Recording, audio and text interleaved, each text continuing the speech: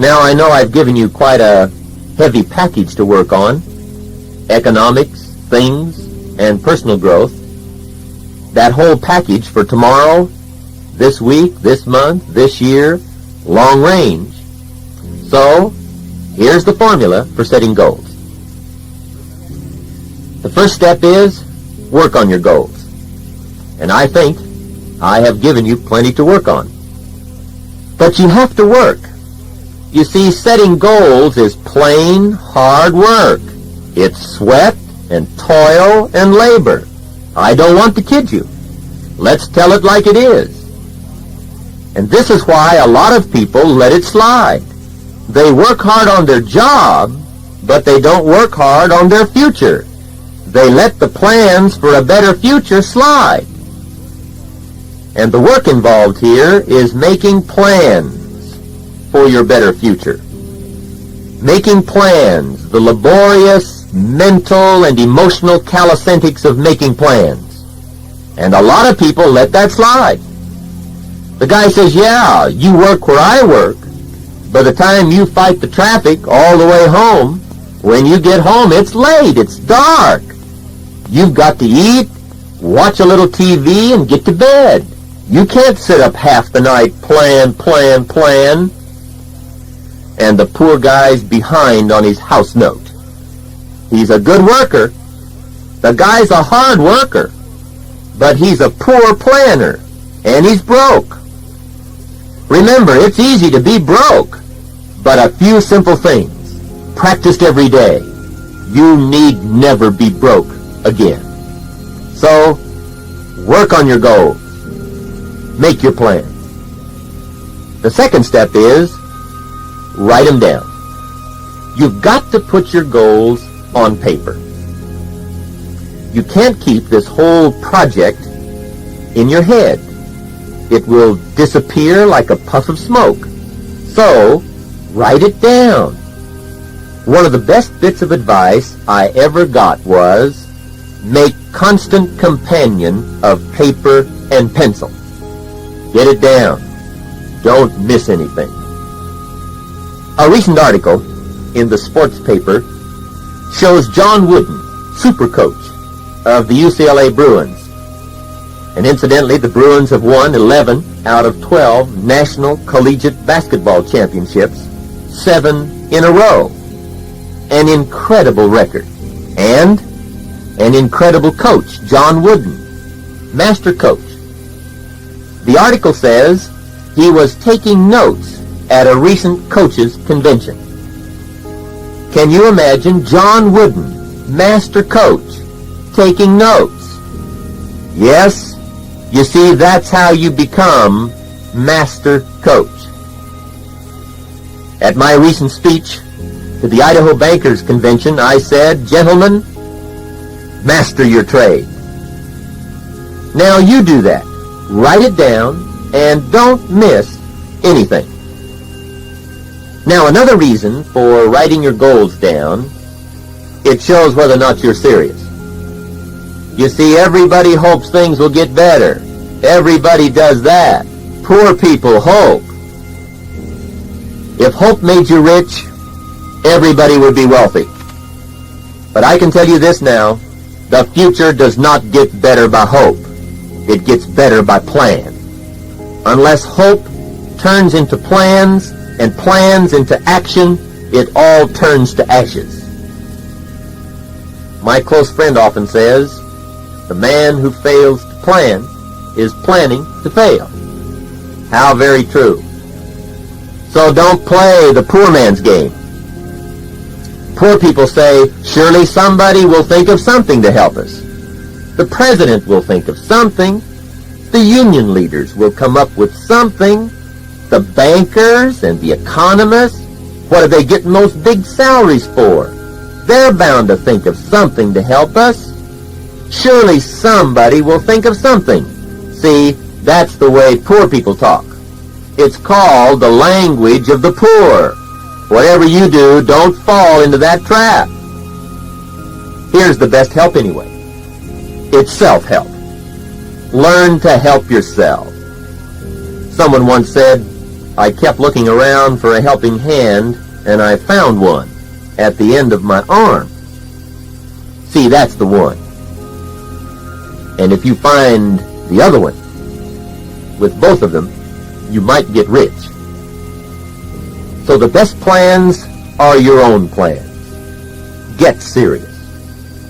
What if the best brains in the country find a way to lower the interest rate from 10% down to, say, 8%? Are you okay now? Is everything fine? What if the best brains in the country find a way to slow down inflation from, let's say, 6% a year down to 3% a year? Are you okay now? Is everything all right? See, the best brains in the country can work on the economy until it works perfectly, and it will only help your life fractionally.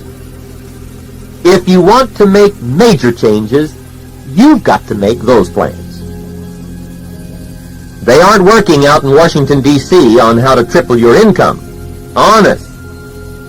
They don't work on the biggies out there. One of the big ones right now is an extra personal deduction on your income tax. But don't get your hopes up. They've got to vote yet. Now, I'm not trying to put that down. I'm trying to put it in perspective. It means this: everyone else working on your better future will help you fractionally. If you want major changes, you've got to make those plans. And I'll tell you what, if you don't get busy on your better plans for your better future, I'll tell you what, you'll probably always fit into somebody else's plan.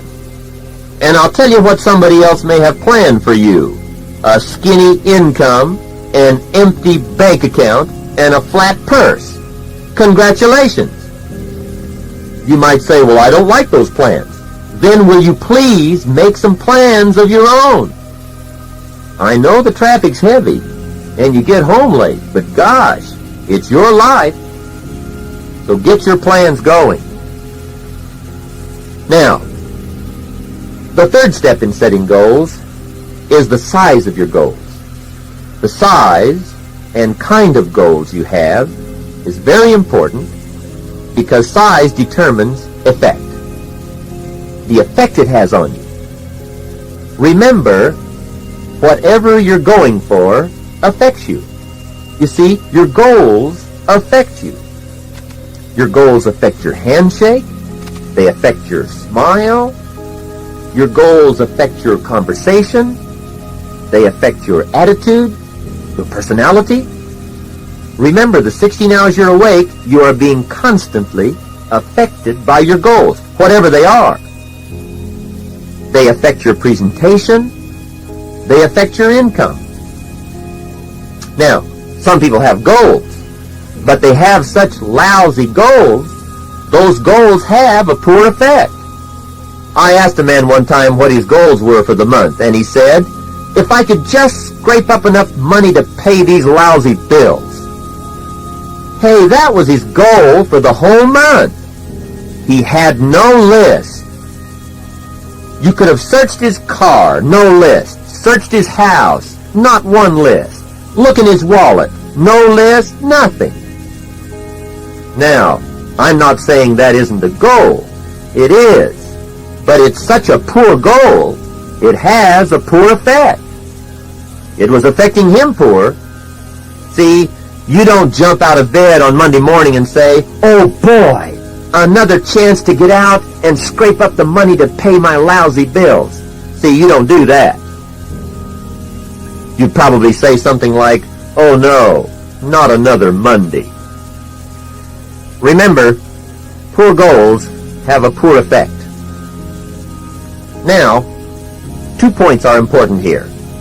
The first one is, decide what you want. You have to get past that. My first encounter on this subject was simple. The man said, first decide exactly what you want, and then write it down. I said, is that it? I don't have to borrow a bunch of money or anything like that? He said, no. The simple beginning of success is decide exactly what you want and write it down. I said, You're kidding. He said, no, just believe what I tell you. I said, that's got to be great. I'm willing to try that. In fact, I was willing at that point to try most anything to cure my poverty. So, I grabbed a piece of paper, and I got a pencil, and sat down, and I made a very important discovery. I found out I didn't know exactly what I wanted. I looked up and said, I really haven't given this much thought. And he smiled and said, I know that. It wouldn't be hard to guess your bank balance. So, first, give it some thought. Decide. Then second, decide on the size. The question now is, how big should your goals be? Answer, big enough to turn you on. Big enough to drive you. Big enough to motivate you. Big enough to light your wick. Get you moving. That's how big they ought to be. If they're not that big, change them. You don't have to keep the same goals. You can keep the same job, but work for better reasons. And then there's an Old Testament phrase that says, without a vision, people perish. They die. They shrivel up to nothing. Unless a man has an objective, a dream, a plan, a goal, he dies. His spirit dies. His excitement dies. His vitality dies. His ambition dies. And remember, he may die at 30, not get buried till 60. Don't let that happen to you. Get a vision. Get a dream. Get a goal. And don't worry so much about the how to get it.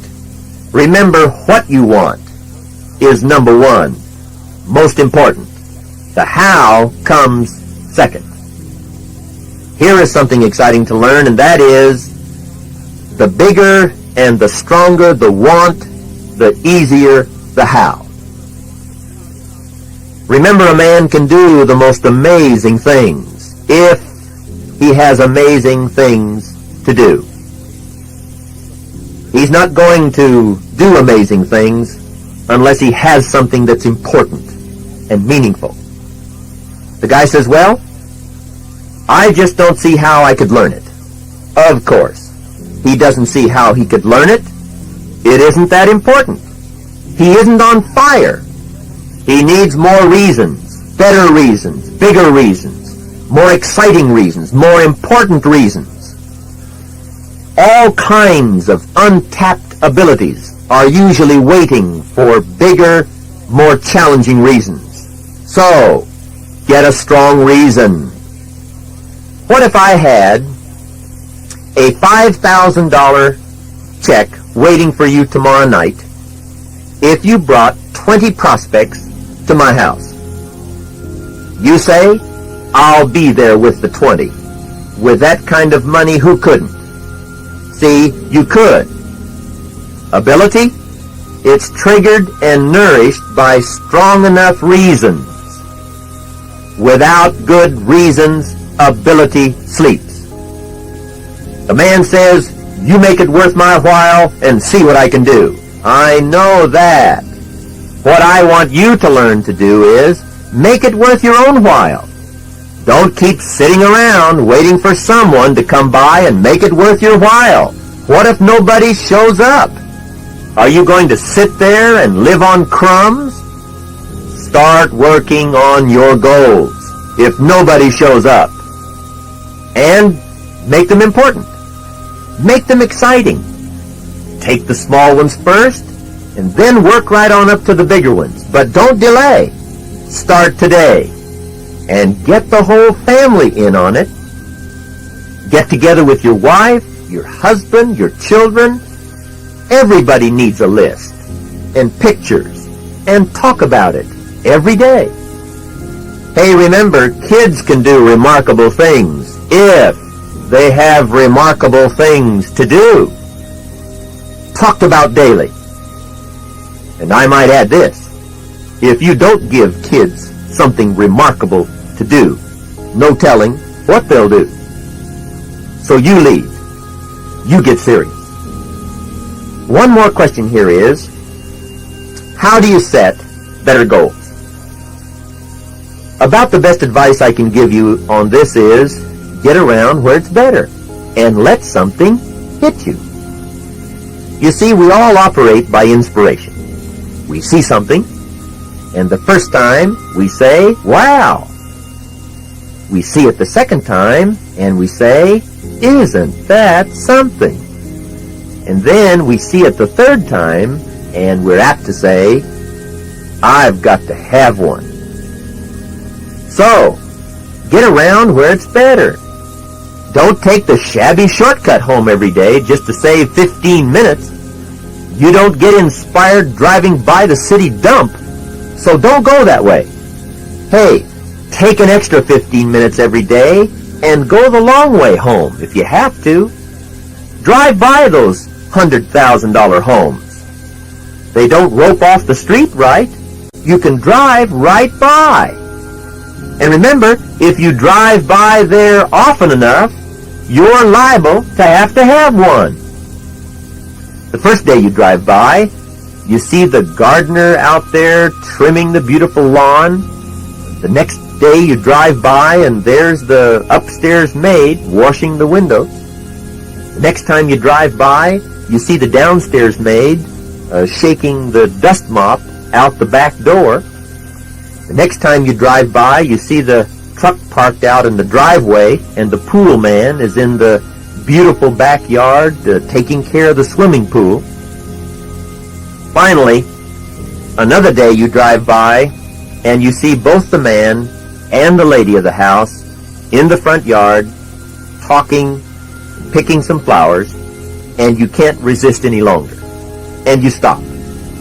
And you walk up and introduce yourself and you say, I've been admiring your beautiful home for a long time.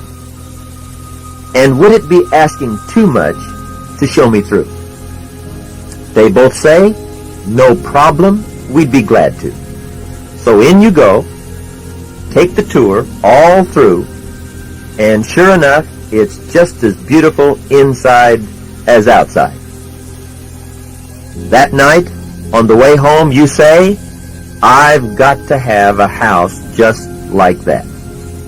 So, now you've got to have one. See how that works? And that $100,000 home, no telling what ability and energy and ingenuity it might trigger. Now, to finish up on goals, let me give you a Bible philosophy that teaches how to get what you want. It's a simple statement that says in a few words what I've been trying to say for about the last 30 minutes. Whatever you want, a new car, more money, better job, better things, more to give, more to share, whatever. Now, I'm an amateur on the Bible, but I can quote it, and here's what it says. It says, ask. That's it. Ask. That's the key word for success for the future. Ask. If a man is going to learn one art in life extremely well, in my opinion, it ought to be the art of asking. Now, just what does ask mean? For me, it means make good plans. Make good plans for what you want. That's asking. And the equation is fabulous. It says, ask and what? You shall receive. Isn't that almost unbelievable? Ask and you'll receive. The guy says, yeah, but you work where I work. By the time you struggle home on the freeway, it's late. It's dark. You've got to eat a bite of supper and get to bed. You can't sit up half the night, ask. And this guy's behind on his bills. Remember, he's a good worker. He really is. But he's a poor asker, a poor planner, and he's broke. So remember Receiving is not the problem. There's plenty. The problem is not asking, not making good plans. Hey, receiving is like the ocean. There's plenty. But some people go to the ocean with a teaspoon. Have you got that picture? Hey, make some better plans and trade your teaspoon for at least a bucket. Get down to the ocean with a bucket. And why not, in view of the size of the ocean? And I might add this. You'll look better down there at the ocean with a bucket instead of a teaspoon. Somebody once said, make no small plans, for they have no magic to stir men's blood. So, ask. Now, there are two ways to ask. Number one, ask with intelligence. The Bible phrase didn't say ask intelligently, but I'm sure it meant that. Don't mumble. You don't get anything by mumbling. Ask clearly. Define. Describe. Design exactly what you want. Intelligent asking means how wide, how high, how much, how long, how soon, when, what size, what color, what model, what year. You don't know? Then you'll probably have to settle for crumbs. You'll get what's left. What if you called the contractor that was going to build your house, and you said, John, we're ready to start on the house. Let's build it about 75 to 100 feet long. Now, could you build a house about 75 to 100 feet long? The answer is no. Of course not. As long as your plans are that fuzzy, it'll never get built. And remember, some people's plans for their better future are just about that fuzzy. They don't really know. And somebody once said, if you don't know where you're going, how will you know when you get there? You won't even know when to celebrate. Here's a guy, 50 years old, and he's never had a party. He's never won nothing. My friend often says, that poor man is never winning, never losing, just walking that long gray road of mediocrity day after day. So, ask with intelligence. The second way to ask is ask with faith. Faith like a child. And that means believe you can get it. Faith is the childish part. Plans is the adult part. Put the two together, and you have an unbeatable combination for lasting success. Now I've got to add one more thing to setting goals. I don't want to give you any false signals about being successful. We've been talking about how to get what you want, but I have to add this. You won't get everything you want. Those happen to be the facts. It just hasn't been set up that way. I never met a person who got everything they wanted. Remember, nobody bats 1,000. So, you won't get everything you want, but you have to want everything you get. You have to want it bad enough to plan for it, work for it, and believe in it. But let me quickly add this so you won't get discouraged. To make your life an unbelievable adventure in achievement, you don't have to get everything you want. Remember, to be a winner, you don't have to win every game. To be a champion, you don't have to win them all.